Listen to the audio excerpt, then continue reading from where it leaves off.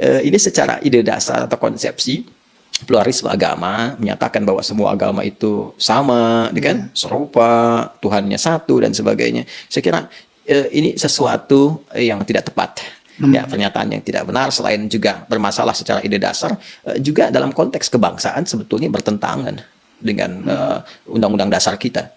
Ya, di undang-undang dasar kita kan kalau masih ingat di pasal 29 ayat yang kedua, kan, negara menjamin kemerdekaan tiap-tiap penduduk untuk memeluk agamanya masing-masing dan beribadah menurut agama dan kepercayaannya itu.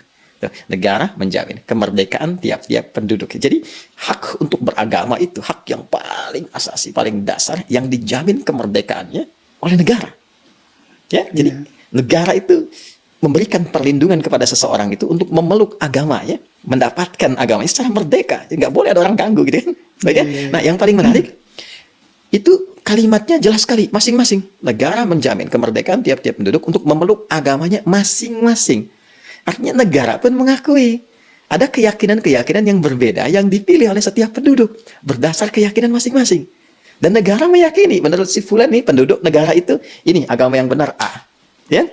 Yang lainnya memeluk B, yang lain memeluk C. Jadi seseorang memeluk agama itu karena meyakini konsep keberagamaan yang dia peluk itu benar. Ya? Nah, kalau dia mengatakan semuanya benar sama semua, nah, itu jadi gaduh-gaduh nanti. Ya? Nah, jadi tidak relevan juga gitu pasal 29 ayat 2 ini.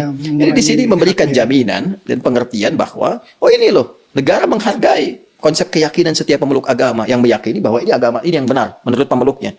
Dan dijamin oleh negara keyakinannya itu. Bahkan dijamin bagaimana dia beribadah menurut kepercayaannya itu. Nah, jadi di sini sebetulnya paham-paham semacam pluralisme, kan?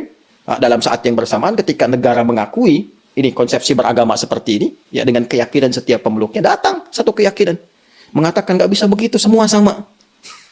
Menuju pada Tuhan yang sama. Nah, ini sebetulnya secara konsepsi kalau kita gali lebih dalam itu bertentangan dengan undang-undang. Apalagi paham sekularisme yang memisahkan agama dengan negara. Ya, jadi di Indonesia itu perkawinan antara nasionalisme ya dengan satu spirit keagamaan itu menyatu, ya nggak bisa dipisahkan. Bahkan saya sering katakan Indonesia itu bukan negara agama, tapi kehidupan berbangsa dan bernegara itu spiritnya bersumber dari dasar keagamaan. Ya, negara berdasar atas ketuhanan yang Maha Esa, pasal 29 ayat 1, ya kan? Pancasila satu, ketuhanan yang Maha Esa. Nah, itu masuk dari segi konsepsi. Jadi kalau ada statement tertentu misalnya yang mengatakan seperti tadi, nah sebetulnya statement itu bermasalah. Statement itu bermasalah.